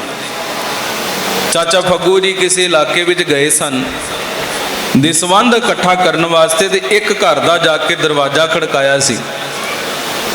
उस घर दे विच ना एक माता झाड़ू लाउंदी पई है, घर विहड़े दे विच झाड़ू लाउंदी ने साध संगत कूड़ा इकट्ठा कीता ते चाचे फग्गू ने आख्या, सत करतार गुरु नानक महाराज जी दे दर घर दा सेवादार ते दसवंध भेंट मेरी झोली दे विच पा दिओ। माता आखन लगी, चाचा जी घर विच कोई माया नहीं, किसी दिन फिर आयो जे, फिर लै जिओ। चाचा जी आखन लगे, माता बड़ी दूर तो पेंडा तय करके आना पैंदा है, बड़े चिरां दे बाद किते फिर फेरा पवेगा, जो कुछ है घर दे विच झोली पा दे, प्रवान कर लैणगे मेरे सतगुरु साहब महाराज। माता बड़े गुस्से दे विच आके ना, क्रोध विच आके कहन लगी, तुहानू आख्या कुछ नहीं, ना धन है ना कोई होर पदार्थ, कोई वस्तुआं नहीं, फिर कदी आयो लै जिओ। चाचे फग्गू ने फिर तीसरी बार आख्या, माता जो कुछ भी झोली विच पाओगे प्रवान कर लिया जाएगा। ते साध संगत गुस्से विच क्रोध विच आई। उस माता ने पता की कीता, जिहड़ा झाड़ू दे नाल कूड़ा इकट्ठा करदी पई, सुंबरदी पई है कूड़ा, वो सारा कूड़ा इकट्ठा कीता ते चाचे फग्गू दी झोली दे विच पा दिता। जदों ये कूड़ा झोली विच पाया ते झोली बन्हदिया होया चाचे फग्गू ने यही बचन आखे, सत करतार गुरु नानक भली करे। वेखो सतगुरु महाराज पातशाह जी की कृपा, गुरसिखां दा ये सुभाव, गुरु घर के सेवादारां दा ये सुभाव है। साध संगत अज आप भी बड़ा कुछ इत्थे सेवा करते होवोगे, आप दियां तन मन धन दियां सेवावां गुरु घर लग रही होणगियां। पर साध संगत बड़ी खुशी होंदी है जदों हर वार आईदा ते वध तो वध गुरु घर दे विच होर रौनकां वधियां होंदियां। ये आप संगतां दी ही साध संगत सेवा की बदौलत है। ये प्रबंधकां दियां झोलियां ने साध संगत, आप इस झोली विच खैर पाउण वाले ते धन हन वो प्रबंधक ते धन आप गुरु कीआं प्यारियां संगतां जिहड़े सेवावां कर रहे हो। ते ये सेवावां धन गुरु तेग बहादुर महाराज जी के दर घर दियां निरंतर चल रही। सतगुरु महाराज पातशाह जी की कृपा है। साध संगत जी जिहड़े गुरु के चरणों में जुड़े हुए गुरसिख असीस यही देंदे ने। चाचा फग्गू आखदा गुरु नानक भली करे, सत करतार कहंदियां झोली बन्नी ते चाचे फग्गू ने अपने पिंड वाल नूं फेरे पा दिते। घर आए ते विहड़े दे विच एक नुकरे लिया के वो कूड़ा ढेरी ला दिता। कुछ समा बीतिया, साध संगत उस कूड़े दे विच बेरी दियां गिटकां सन, बेर खाधे हुए सन ते ओहदियां गिटकां सन, वो बेरी उग पई। जदों गुरु तेग बहादुर साहब महाराज इस घर दे विच आउंदे ने ते बेरी बड़ी वड्डी हो चुकी है। अज जदों गुरु तेग बहादुर साहब महाराज ने दसवंध की भेटा मंगी है ना, आख्या चाचा फग्गू अजे भी कुछ दसवंध बाकी ते वो क्यों लुकाउणा, वो भी दे दे लिया के। ते चाचा फग्गू हथ जोड़ के आखदा गुरु तेग बहादुर साहब महाराज होर कुछ भी नहीं घर दे विच। ते गुरु तेग बहादुर महाराज आखदे ओ बेरी ये भी तां दसवंध की भेटा जिहड़ी उस माता ने तेरी झोली दे विच खैर पाई सी। संगतां हैरान हो जांदियां। ते अज गुरु तेग बहादुर महाराज उन्हां सारियां गुरसिखां नूं ये बात सुणाउंदे, वेखो चाचे फग्गू दे वल जे किसी ने कूड़ा झोली दे विच पाया ते इहदा सुभाव ऐसा कि सत करतार कह के वो कूड़ा भी प्रवान कर लिया गुरु नानक महाराज जी दे नाम ते। उस दे वास्ते फिर भी भला मंगिया कि तेरा भला होवे तो जुग जुग जीवें।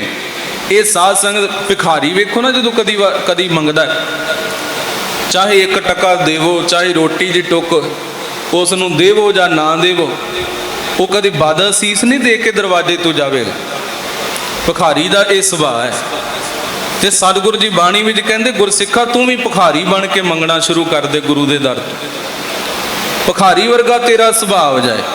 ये नहीं कि गिले ही करता रवे, शिकवे ही गाँदा रवे कि सतगुरु जी मिलिया ही की है। इत्थे दा सुभाव होवे स्वामी को गृह ज्यों सदा स्वान तजत नहीं नित नानक ए बिद हर भजो। एक मन होए एक चित, एक मन एक चित हो के ते कुकर बन के गुरु नानक महाराज जी दे दर घर दा ते मंगना शुरू कर दे। इत्थे जदों रोज भौंकेगा गुरु महाराज पातशाह जी दी याद विच बोलेगा। कबीर साहब जी फरमाउंदे कबीर कुकर राम को मुतिया मेरो नाओ, कि मैं तो गुरु राम महाराज पातशाह जी दे दर करदा, राम दे दर करदा मैं कुकर हाँ, ते मेरा नाम मेरे सतगुरु ने रखा है मोती। मुतिया मेरो नाओ गले हमारे जेवरी जै खिंचै तह जाऊं। ते मेरे गल दे विच पटा पिया मेरे सतगुरु दे हुक्म दा, किते पटा पा लीए सतगुरु दे हुक्म दा। गुरु जिधर खिंचे सज्जे खिंचे खब्बे खिंचे, दुख वाल तोरदा है सुख वाल तोरदा है। ते गुरु दियां महाराज पातशाह जी कृपा करन कि ये दुआवां नूं कबूलदे होए दुख सुख नूं प्रवान करदे चलीए। चंगा चंगा कर मन्ने मंदा मंदा होए, चंगे नूं चंगा करके ते मंदे नूं मंदा जान के चली जावे। ये आशिक है, ये सुभाव है सतगुरु महाराज पातशाह जी दे सिख दा। ਸਾਧ ਸੰਗਤ ਇਸੇ ਤਰ੍ਹਾਂ ਅਨੇਕਾਂ ਗੁਰਸਿੱਖ ਜਿਹੜੇ ਗੁਰੂ ਚਰਨਾਂ ਵਿੱਚ ਜੁੜੇ ਹੋਏ, ਚਾਹੇ ਮੂਸਾ ਰੋਪੜੀਆ ਫਕੀਰ ਸੀ, ਰੋਪੜ ਦਾ ਰਹਿਣ ਵਾਲਾ। ਇਹ ਫਕੀਰ ਇੱਕ ਦਿਨ ਆਨੰਦਪੁਰ ਸਾਹਿਬ ਨਗਰੀ ਦੇ ਪਾਸੋਂ ਗੁਜ਼ਰ ਰਿਹਾ, ਲੰਘ ਰਿਹਾ।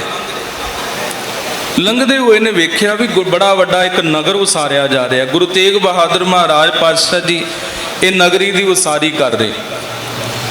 ਇਸ ਨਗਰੀ ਦੀ ਉਸਾਰੀ ਵੇਖ ਕੇ ਨਾ ਤੇ ਮੂਸੇ ਨੇ, ਫਕੀਰ ਮੂਸੇ ਨੇ ਇੱਕ ਗਿਲਾ ਕੀਤਾ, ਇੱਕ ਸ਼ਿਕਵਾ ਕੀਤਾ ਕਿ ਗੁਰੂ ਤੇਗ ਬਹਾਦਰ ਸਾਹਿਬ ਮਹਾਰਾਜ ਤੁਹਾਡਾ ਤਾਂ ਇਹ ਸਿਧਾਂਤ ਹੈ, ਗੁਰੂ ਨਾਨਕ ਜੀ ਦੇ ਬਚਨ ਨੇ, ਕੂੜ ਰਾਜਾ ਕੂੜ ਪ੍ਰਜਾ, ਕੂੜ ਸਭ ਸੰਸਾਰ, ਕੂੜ ਮੰਡਪ ਕੂੜ ਮਾੜੀ, ਕੂੜ ਵੈਸਣਹਾਰ। ਤੇ ਗੁਰੂ ਤੇਗ ਬਹਾਦਰ ਮਹਾਰਾਜ ਇਹ ਘਰ, ਇਹ ਮਾੜੀਆਂ, ਇਹ ਮੰਡਪ, ਇਹ ਏਡੀ ਵੱਡੀ ਨਗਰੀ ਕਿਸ ਵਾਸਤੇ ਉਸਾਰੀ ਜਾ ਰਹੀ ਹੈ? ਸਿੱਖ ਨੇ ਜਾ ਕੇ ਗੁਰੂ ਤੇਗ ਬਹਾਦਰ ਸਾਹਿਬ ਜੀ ਨੂੰ ਇਹ ਸਾਰੀ ਵਾਰਤਾ ਸੁਣਾਈ। ਇੱਕ ਫਕੀਰ ਮੂਸਾ ਸਤਿਗੁਰੂ ਮਹਾਰਾਜ ਪਾਤਸ਼ਾਹ ਜੀ ਇਸ ਪ੍ਰਕਾਰ ਇਹ ਸ਼ਿਕਵਾ ਕਰ ਰਿਹਾ ਹੈ, ਇਹ ਕਟਾਕਸ਼ ਕਰ ਰਿਹਾ ਤੁਹਾਡੇ ਵੱਲੋਂ ਕੀਤੇ ਹੋਏ ਕਾਰਜ ਦੇ ਉੱਪਰ।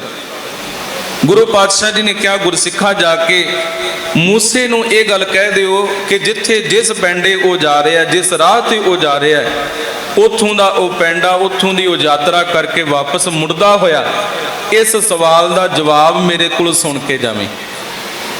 ਮੂਸਾ ਚਾਲੇ ਪਾ ਦਿੰਦਾ, ਕਿਤੇ ਦੂਰ ਦੁਰਾਡੇ ਜਾ ਕੇ ਰਾਤ ਗੁਜ਼ਾਰਦਾ।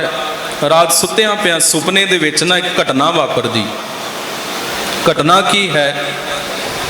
ਸੱਚਖੰਡ ਦੇ ਵਿੱਚ, ਸਵਰਗਾਂ ਦੇ ਵਿੱਚ ਇੱਕ ਬੜਾ ਵੱਡਾ ਸੋਨੇ ਦਾ ਸਿੰਘਾਸਨ ਲੱਗਾ, ਕੁਰਸੀ ਲੱਗੀ ਹੈ ਤੇ ਉਸ ਉੱਪਰ ਇੱਕ ਬੱਬਰ ਸ਼ੇਰ ਬੈਠਾ ਹੋਇਆ।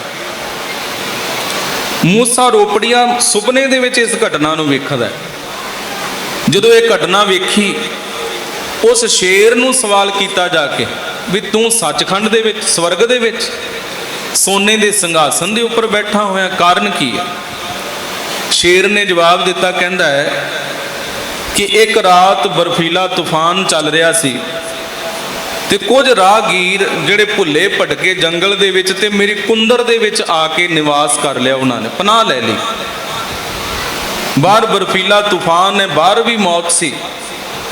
ਇਸ ਕੁੰਦਰ ਦੇ ਵਿੱਚ ਆ ਕੇ ਪਨਾਹ ਲੈਣ ਵਾਲੇ ਉਹਨਾਂ ਰਾਹਗੀਰਾਂ ਨੇ ਵੇਖਿਆ ਵੀ ਇਹ ਤਾਂ ਸ਼ੇਰ ਦੀ ਕੁੰਦਰ ਹੈ, ਸ਼ੇਰ ਦੀ ਗੁਫਾ ਹੈ। ਉਧਰੋਂ ਮੈਂ ਆ ਗਿਆ ਤੇ ਜਦੋਂ ਇਸ ਆਪਣੀ ਗੁਫਾ ਦੇ ਵਿੱਚ ਦਾਖਲ ਹੋਣ ਲੱਗਾ ਤੇ ਉਹਨਾਂ ਰਾਹਗੀਰਾਂ ਦੀ ਆਵਾਜ਼ ਸੁਣੀ ਕਿ ਇਹ ਸ਼ੇਰ ਦੀ ਗੁਫਾ ਤੇ ਜੇ ਸ਼ੇਰ ਆ ਗਿਆ ਤੇ ਇੱਥੇ ਵੀ ਸਾਡੀ ਮੌਤ ਹੈ। ਬਾਹਰ ਬਰਫੀਲੇ ਤੂਫਾਨ ਵਿੱਚ ਵੀ ਮਰ ਜਾਣਾ ਸੀ ਤੇ ਅੱਜ ਸ਼ੇਰ ਦੀ ਗੁਫਾ ਵਿੱਚ ਵੀ ਸਾਨੂੰ ਮੌਤ ਤੋਂ ਕੋਈ ਨਹੀਂ ਬਚਾ ਸਕਦਾ। ਸ਼ੇਰ ਆਖਦਾ ਹੈ, ਕਹਿੰਦਾ ਜਦੋਂ ਮੈਂ ਉਹਨਾਂ ਰਾਹਗੀਰਾਂ ਦੀ ਇਹ ਗੱਲ ਸੁਣੀ ਜਿਹੜੇ ਪਨਾਹ ਲੈ ਕੇ ਮੇਰੇ ਗੁਫਾ ਵਿੱਚ ਠਹਿਰੇ ਹੋਏ ਨੇ, ਤੇ ਮੈਂ ਉੱਥੋਂ ਹੀ ਆਪਣੇ ਕਦਮ ਪਿਛਾਂਹ ਨੂੰ ਮੋੜ ਲਏ ਵੀ ਕੋਈ ਆਸ ਰੱਖ ਕੇ ਆਇਆ, ਕਿਸੇ ਬੇਸਹਾਰੇ ਨੂੰ ਅੱਜ ਸਹਾਰਾ ਮਿਲਿਆ ਮੇਰੀ ਇਸ ਗੁਫਾ, ਮੇਰੇ ਘਰ ਦੇ ਵਿੱਚ, ਤੇ ਉਹ ਜਿਹੜੀ ਆਸ ਰੱਖ ਕੇ ਆਇਆ ਤੇ ਉਸ ਨੂੰ ਮੈਂ ਬੇਵਿਸ਼ਵਾਸੀ ਨਾ ਪ੍ਰਗਟ ਕਰਾਂ। ਮੈਂ ਉਹਨਾਂ ਨੂੰ ਮਾਰ ਦਿਆਂ, ਮੇਰੇ ਘਰ ਆਇਆਂ ਨੂੰ ਮੈਂ ਖਾ ਜਾਵਾਂ ਤੇ ਇਹ ਮੇਰੇ ਵਾਸਤੇ ਚੰਗਾ ਨਹੀਂ ਹੋਵੇਗਾ। ਤੇ ਸਾਧ ਸੰਗਤ, ਸ਼ੇਰ ਕਹਿੰਦਾ ਵੀ ਮੈਂ ਵਾਪਸ ਆਇਆ, ਸਾਰੀ ਰਾਤ ਉਸ ਬਰਫੀਲੇ ਤੂਫਾਨ ਦੇ ਵਿੱਚ ਬਾਹਰ ਬੈਠਾ ਰਿਹਾ। ਬਰਫੀਲੇ ਤੂਫਾਨ ਦੇ ਵਿੱਚ ਬੈਠਿਆਂ ਦਬ ਕੇ ਬਰਫ਼ ਦੇ ਵਿੱਚ ਮੌਤ ਹੋ ਗਈ। ਉਹ ਰਾਹਗੀਰ ਗੁਫਾ ਦੇ ਵਿੱਚ ਰਾਤ ਗੁਜ਼ਾਰਦੇ ਤੇ ਆਪਣੇ ਘਰੋਂ ਘਰ ਸੁਖੀ ਸਾਂਦੀ ਚਾਲੇ ਪਾ ਦਿੰਦੇ ਆ। ਸ਼ੇਰ ਆਖਦਾ ਜੀ ਇਸੇ ਪਰ ਉਪਕਾਰ ਦੇ ਬਦਲੇ ਅੱਜ ਮੈਨੂੰ ਇਸ ਸਵਰਗ ਦਾ ਵਾਸਾ ਪ੍ਰਾਪਤ ਹੋਇਆ। ਅੱਜ ਇਸ ਸਿੰਘਾਸਨ ਦੇ ਉੱਪਰ, ਸੋਨੇ ਦੀ ਕੁਰਸੀ ਦੇ ਉੱਪਰ ਅੱਜ ਮੈਂ ਬੈਠਾ, ਪਰ ਇਸ ਪਰ ਉਪਕਾਰ ਦੇ ਕਾਰਨ ਮੈਨੂੰ ਅੱਜ ਇੱਥੋਂ ਦਾ ਵਸੇਬਾ ਮਿਲਿਆ। ਮੂਸਾ ਰੋਪੜੀਆ ਸਾਧ ਸੰਗਤ ਵਾਪਸ ਆਉਂਦਾ। ਅਗਲੀ ਸਵੇਰ ਗੁਰੂ ਤੇਗ ਬਹਾਦਰ ਸਾਹਿਬ ਮਹਾਰਾਜ ਜੀ ਦੇ ਦਰਸ਼ਨ ਕਰਦਾ। ਆਨੰਦਪੁਰ ਸਾਹਿਬ ਦੀ ਪਾਵਨ ਧਰਤੀ ਤੇ ਪਹੁੰਚ ਕੇ ਆਉਂਦਿਆਂ ਸਾਰ ਦੋਵੇਂ ਹੱਥ ਜੋੜ ਕੇ ਸਤਿਗੁਰੂ ਦੇ ਚਰਨਾਂ ਵਿੱਚ ਨਮਸਕਾਰ ਕਰਕੇ ਕਹਿੰਦਾ, ਸਤਿਗੁਰੂ ਜੀ ਆਪ ਜੋ ਇਹ ਕਾਰਜ ਕਰ ਰਹੇ ਹੋ ਇਹ ਬੜੇ ਭਲੇ ਕਾਰਜ ਹਨ। ਆਪ ਇਹ ਪਰ ਉਪਕਾਰ ਇਸ ਦੁਨੀਆ ਦੇ ਵਿੱਚ ਕਰ ਰਹੇ ਹੋ। ਮੈਨੂੰ ਤੁਹਾਡੇ ਇਹਨਾਂ ਸਵਾਲਾਂ ਦਾ, ਜੋ ਮੈਂ ਸਵਾਲ ਕਰਕੇ ਗਿਆ ਤੁਹਾਡੇ ਉੱਪਰ ਵੀ ਨਗਰੀ ਵਸਾ ਰਹੇ ਹੋ, ਇਹ ਕੋਠੇ ਮੰਡਪ ਮਾੜੀਆਂ ਬਣਾਉਂਦੇ ਪਏ ਹੋ, ਤੇ ਇਹ ਕਿਸ ਵਾਸਤੇ? ਇੱਕ ਪਾਸੇ ਤਾਂ ਕਹਿੰਦੇ ਹੋ ਸੰਸਾਰ ਫਾਨੀ ਹੈ, ਇਹ ਸਾਰਾ ਸੰਸਾਰ ਕੂੜ ਹੈ, ਬਿਨਸਨਹਾਰ ਹੈ, ਤੇ ਗੁਰੂ ਤੇਗ ਬਹਾਦਰ ਸਾਹਿਬ ਮਹਾਰਾਜ ਮੇਰੇ ਇਹਨਾਂ ਸਵਾਲਾਂ ਦਾ ਜਵਾਬ ਮੈਨੂੰ ਰਾਤ ਮਿਲ ਗਿਆ।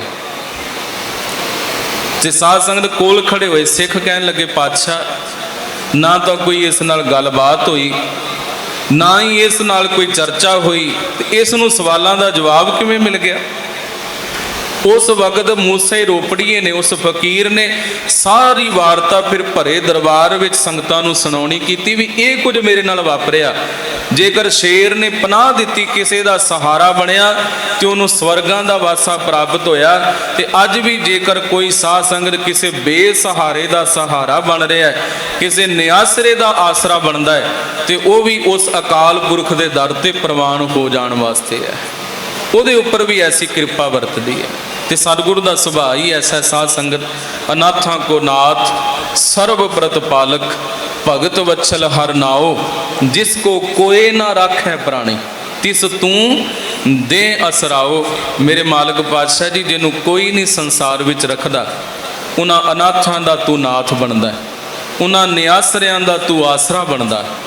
ਗੁਰੂ ਕਿਰਪਾ ਕਰੇ ਸਾਧ ਸੰਗਤ ਜੀ, ਕਿਤੇ ਸਾਡੇ ਹਿਰਦਿਆਂ ਦੀ ਐਸੀ ਭਾਵਨਾ ਜਿਨ੍ਹਾਂ ਨੇ ਗੁਰੂ ਮਹਾਰਾਜ ਪਾਤਸ਼ਾਹ ਜੀ ਨੂੰ ਅਰਾਧਿਆ, ਪਿਆਰ ਵਿੱਚ ਚੇਤੇ ਕਰਨ ਵਾਲੀਆਂ ਰੂਹਾਂ ਦੇ ਉੱਪਰ ਸਤਿਗੁਰੂ ਮਹਾਰਾਜ ਨੇ ਕਿਰਪਾ ਵਰਤਾਈ। ਕਿਤੇ ਢਾਕੇ ਦੀ ਧਰਤੀ ਉੱਪਰ ਮਾਤਾ ਬਲਾਕੀ ਦਾਸ ਦੀ ਮਾਤਾ ਸੀ। ਭਾਈ ਬਲਾਕੀ ਦਾਸ ਵੀ ਮਸੰਦ ਹੈ ਗੁਰੂ ਘਰ ਦਾ, ਬੰਗਲਾਦੇਸ਼ ਢਾਕੇ ਦਾ ਰਹਿਣ ਵਾਲਾ। ਬਸ ਇੱਕੋ ਇਹ ਸਾਖੀ ਕਹਿ ਕੇ ਸਮਾਪਤੀ ਕਰਦੇ ਹਾਂ।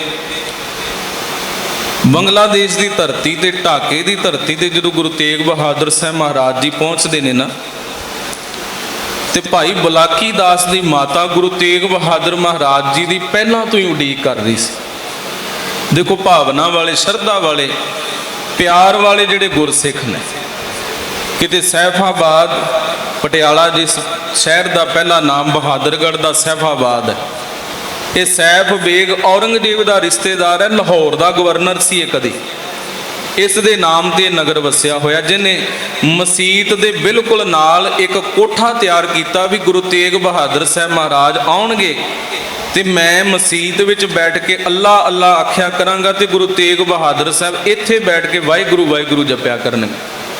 ਪਰ ਜਦੋਂ ਗੁਰੂ ਤੇਗ ਬਹਾਦਰ ਸਾਹਿਬ ਜੀ ਗਏ, ਮਸੀਤ ਦੇ ਬਿਲਕੁਲ ਨਾਲ ਕੋਠਾ ਵੇਖਿਆ, ਪੁੱਛਿਆ ਵੀ ਕਿਉਂ ਬਣਾਇਆ? ਕਿ ਇਹ ਸੈਫ ਬੇਗ ਨੇ ਜਵਾਬ ਦਿੱਤਾ ਸਤਿਗੁਰੂ ਮਹਾਰਾਜ ਕਿ ਇਹ ਅੱਲਾ ਦਾ ਘਰ ਹੈ ਤੇ ਇਹ ਪਰਮਾਤਮਾ ਕਰਤਾਰ ਦਾ ਵਾਹਿਗੁਰੂ ਦਾ ਘਰ ਹੈ।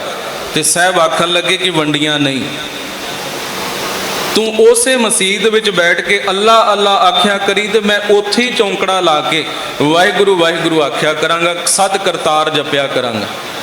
ਇੱਥੇ ਧਰਮ ਦੇ ਵਿਤਕਰੇ ਨਹੀਂ, ਇੱਥੇ ਇਮਾਰਤਾਂ ਦੀਆਂ ਸਾਧ ਸੰਗਤ ਵੰਡੀਆਂ ਨਹੀਂ।